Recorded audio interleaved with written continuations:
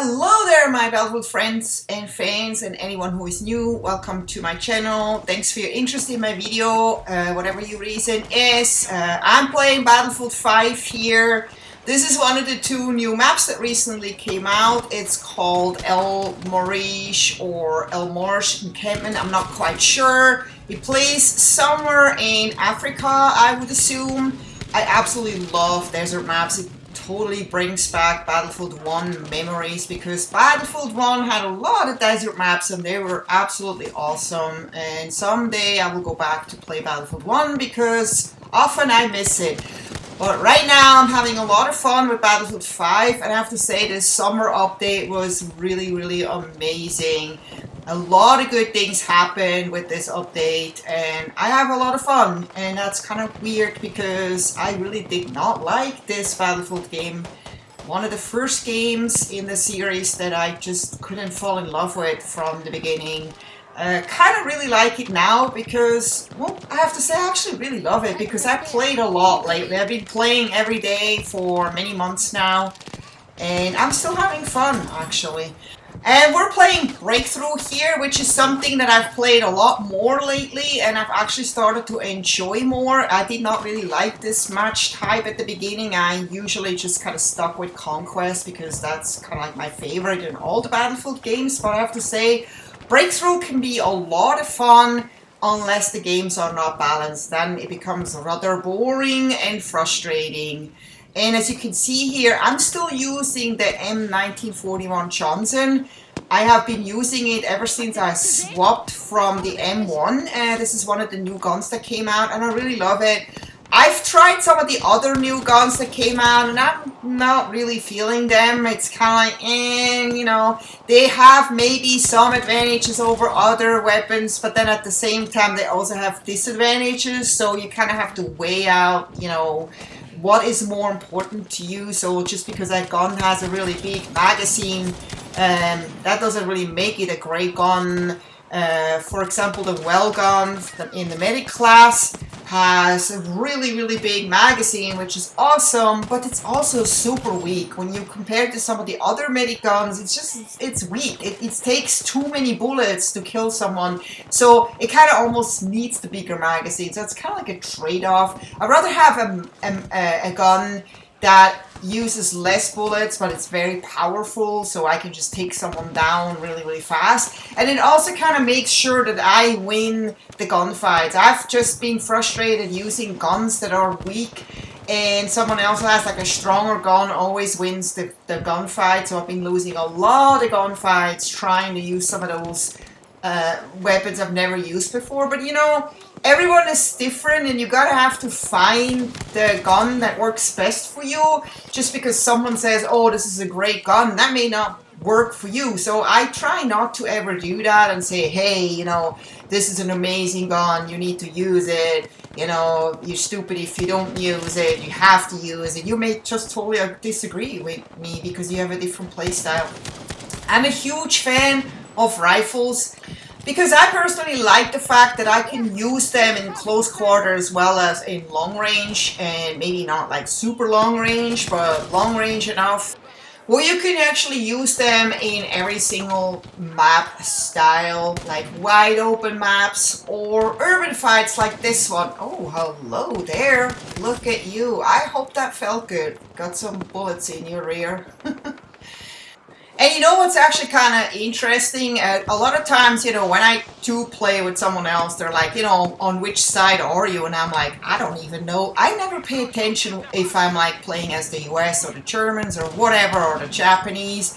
I don't pay attention to this. It's like, to me, it doesn't really matter which way, you know, which ally I am. But in this case, I'm actually fighting the US, and my side is the Axis. And when I was looking this up, I was like, I never heard of the Axis, which is weird because I was always interested in World War II. My mom survived World War II in Berlin, was in the middle, told me a lot about it, but I've never heard about the Axis. So I finally looked it up, and it's like the Axis powers, which is German, Italian, and Japanese, also known as the Rome, Berlin, Tokyo Axis, were the nations that fought in World War II against the Allies. The Axis powers agreed on their opposition to the Allies, but did not completely coordinate their activity.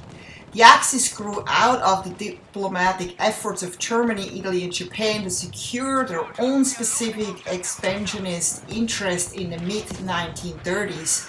The first step was the treaty signed by Germany and Italy in October 1936. Benito Mussolini declared on November 1st, 1936, that all other European countries would from then on rotate on the Rome-Berlin axis, thus creating the therm axis.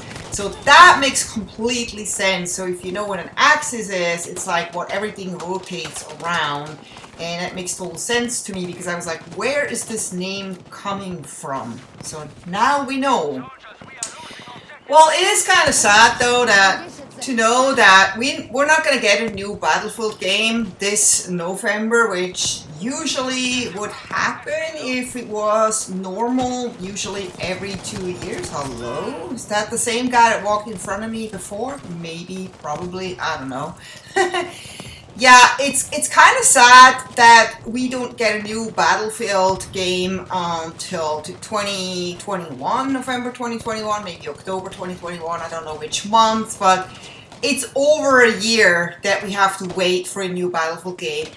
And that wouldn't really actually bother me so much if we would know that we get some more content, like a few more maps would be kind of nice, and I know a lot of people agree on that, or most people agree on that.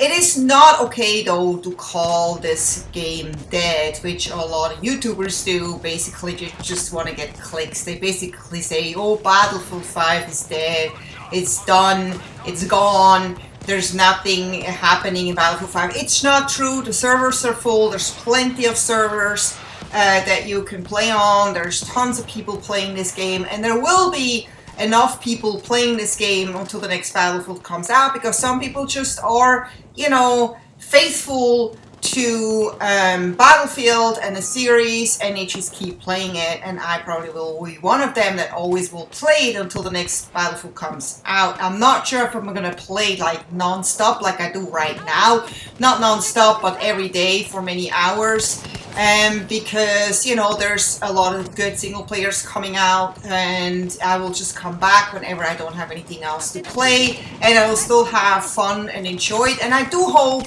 that there will be enough players, obviously, that we can play this, otherwise it'll be the end of the road for me as well. But you know, I feel like people should stop complaining about there not being any more maps, because I saw that coming from the moment when they announced that they're gonna not have any premium pass anymore. I actually miss the days of premium pass. When we had the premium passes, you paid $50 for 2 years to have additional content. And it was a lot of content. It was a lot of new maps, a lot of new guns, a lot of stuff that you got for the $50. It was totally worth the $50. Then people were like complaining, oh, I don't want to have to pay for any extra content. Why not? Those developers and designers and whoever is behind those games put a ton of work into this. You don't even know. I happen to be in this kind of field. I'm not like working on games, but I'm doing similar stuff where I do UI, UX design, and I do some development work. And there's so much work involved. It's incredible how much it is. And I think only people who actually work in this kind of area or similar areas actually know how much work is involved. And they're willing to pay. $50 is not a lot. You get like 10 coffees at Starbucks for that. Even less probably, most likely. So, I mean, you get like, for the $50, you got content that satisfy you for 2 years and over that. And it was incredible. And then people were like, oh, we don't want to pay for premium pass, but they expected the same content, the same quality, and that's just not gonna happen. I mean, I just saw that coming, and I was always an opponent to that idea.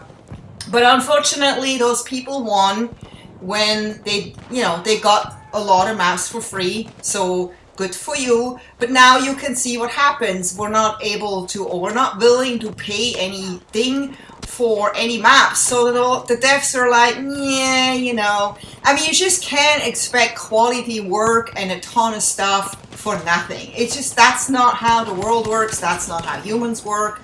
That's not how it works. So if you want, you get what you pay for. That's like the best phrase, you know, everyone knows that. You get what you pay for. And that's exactly what we're seeing now. And I really, what I would like to see in this game is, like, for example, a match or a map that would be all around Berlin, like the Brandenburg Tor, you know, where the wall was. Like around there, that'd be really, really cool. I would love to see that. I would love to see a couple of night maps. That would be really cool. You know, for Conquest, I know there's like one night map that we have for Breakthrough. I think it's Fiel, or Narvik. I think it's Narvik. But anyway, that's like about the only one. It would be so cool to have some more night maps where we can play on. Why not? It'd be so much fun. It would really, you know, change up the game a little bit. But that's not gonna happen. So now we have no more new content for a whole year, and we just gonna have to make do with what we have, which is fine.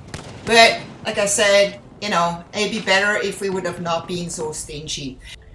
So we won. That was really nice, but it was a really fun fight with a really good opponent.